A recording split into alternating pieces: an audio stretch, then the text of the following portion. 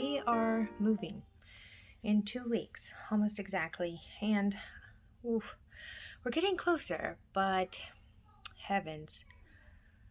And yesterday, I accidentally dumped out a bunch of sweaters. The weight distribution was wrong on part of the rod for our curtain. And so all of these sweaters fell off. There are 12 here. And then there are a few over here. Can you tell I like sweaters? So before I was a knitter, I would compulsively buy sweaters every fall. Just every fall, I would buy 2 or 3. And then, try to find the one that I liked. And some of them were trendy, some of them were classy. And I found out a lot of the styles that I like and everything, but I don't need that many because I don't need to wash my sweaters that often anymore because they're all made of wool. So here's my thought process around this. Okay, so on the bot sweater side, I'm only keeping a few. I have this waffle sweater.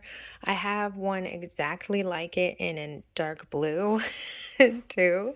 And then I just have these really light sweaters. They're so thin and I think you can actually kind of see through this one. And I'm keeping those specifically because I think it's going to take me a really long time to knit something this thin if I ever do that. And then here are the knit sweater side. So this just came off the needles today. I'm in love with it. It's so classic. It's got this pocket over here. It's by Mini Me Design.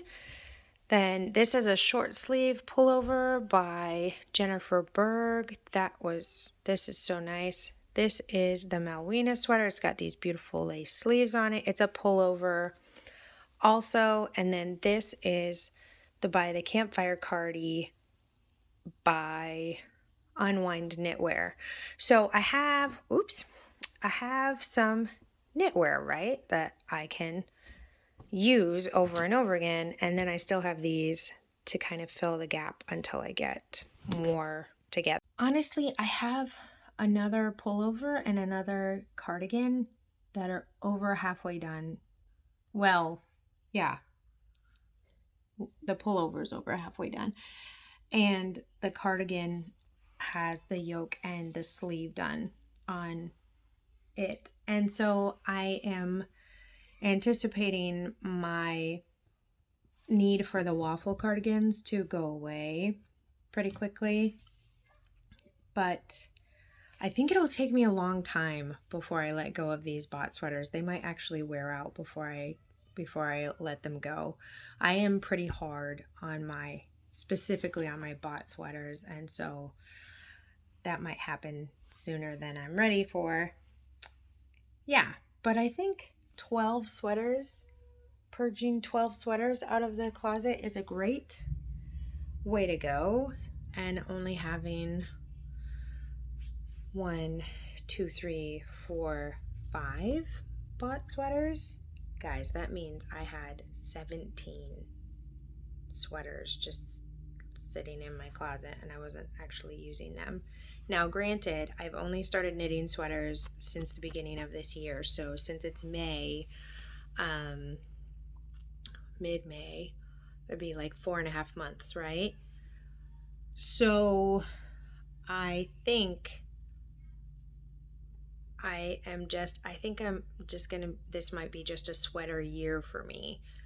And I want to be mindful of what I actually wear and what I actually enjoy. And so I'm going to be looking at these few bot sweaters and see, do I want to duplicate them or do I want to do something different? Not necessarily because duplicating them is bad. I think it's actually good to duplicate a design you like if it's not made of material that you want it to be made of. But with these, it is nice to have such light things that are sewn together of knit material. And then it's also nice to have these thicker ones that have been knit. So I'm excited to see what changes in my preferences around my garments this year, especially since I'll be in a colder climate, if I'll just find that I don't wear the bot sweaters hardly at all anymore, because since January at the very least, I have not worn any of these bot sweaters. And I don't anticipate that I will, because I gravitate towards these knit sweaters every time. And I don't need to wash them as often, so they're just always ready to wear. Less laundry is so good. And I'm pretty satisfied with this matchup. So now I just need to go through the rest of my clothes and see what am I actually wanting to bring with me and what doesn't even fit me anymore. Oh my heavens, it is getting crazy up in here. Everything is off the walls. The husband did that. All the curtains are down. Both the curtains are down. So now we just have this bag of active whips. And yeah, and then these couple of things that I want to cast back on before we leave, just so that I don't lose track of what's happening with those. But otherwise, oh my goodness, it's coming along. Okay, so I woke up to this comment today, and at first I was like, I don't know if I have the bandwidth for this. Like, that's a little crazy to say to someone. And now I'm kind of like, isn't that like the mark of growing a little, is that you have some conflict to deal with? But anyway, it was a comment about how my son, who was 5 at the time, had said that he wanted to be a boy knitter.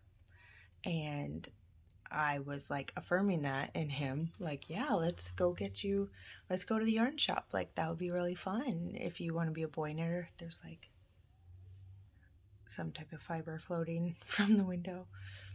And someone commented, it's just knitter, bro. You don't need to bring your gender into it. And I'm like, okay, first of all, bro is an inherently gendered term, which that's hilarious that you would use that in your argument about me not gendering things.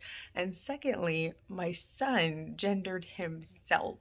He called himself a boy knitter. And I think, like, I'm into a lot of that gentle parenting stuff where, like, of course, correct them if their information is wrong, right? Like, if they think something about reality or their body or whatever that's wrong, right? Like, you don't want to teach them something that will hurt them in the long run because of misinformation or no information. But, like, otherwise, let their little imaginations run. Let them do whatever, like, their little heart wants them to do, you know? And like, it doesn't matter if he calls himself a boy knitter or just a knitter. He knows that he's a boy, and he also knows that he has not seen a lot of men who knit. Like, he has paid attention and he's noticed that, and I think that's an okay thing to notice. And and as a woman, right, there are lots of places I've been that have been male dominated places, and it's been nice to have people recognize that, like, it's a little different for me because I'm a woman. It's a little harder for me because I'm a woman, because of the acceptance level in that area of work. So, like, to just ignore who someone is so that it's no longer gendered ignores part of who they are. It ignores part of who they say they are. And there's nothing right or wrong about being a man who knits, right? There's nothing right or wrong about being a woman who knits. It's just part of who you are. And to be like, we're gonna ignore all of this, okay? It's not a big deal. It is. Men in the fiber arts get way more flack than women do. Women get flack in the fiber arts about being grandmas or whatever, but men get more flack than women do about being in the fiber arts. They just do. And to be like, it doesn't even matter, is dumb.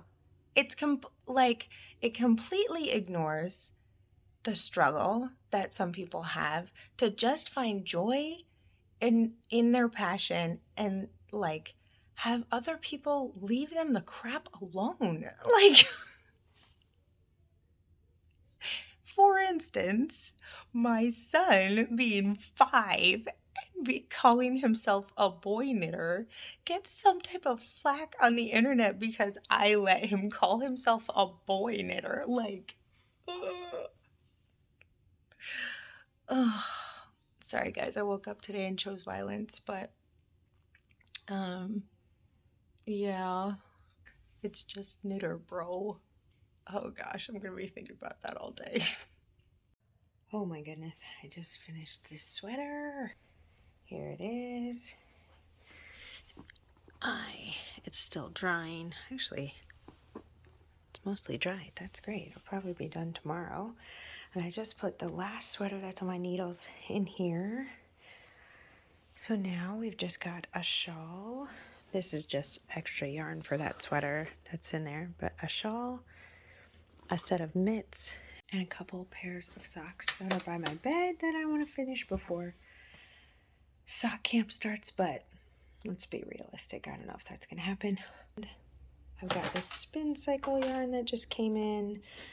Oh, I'm so excited to use that. That's going to be great.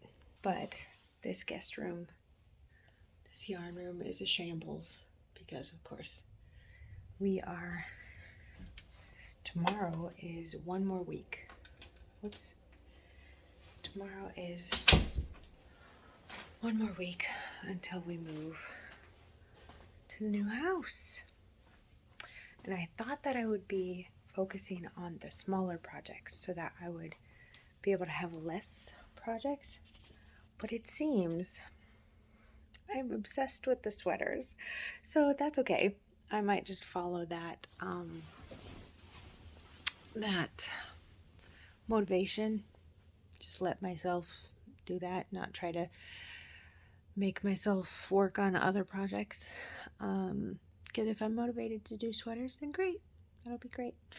And I will have done 1, 2, 3, 4, 5, 6 sweaters while living here this year, which is, nothing to sneeze at. That'll be cool. And I think I'll really enjoy wearing them, just remembering being here while I made them. And yeah, so here's to next week and getting everything in our lives packed up. So here is the Birds of Prey socks by Mary of Maradiddle Makes. Look at those stitches. Oh my goodness. Here, I'm gonna move these to here. Ooh, okay. Oh my goodness. Look at this stitch definition. Oh, I love this pattern. It's so rhythmic and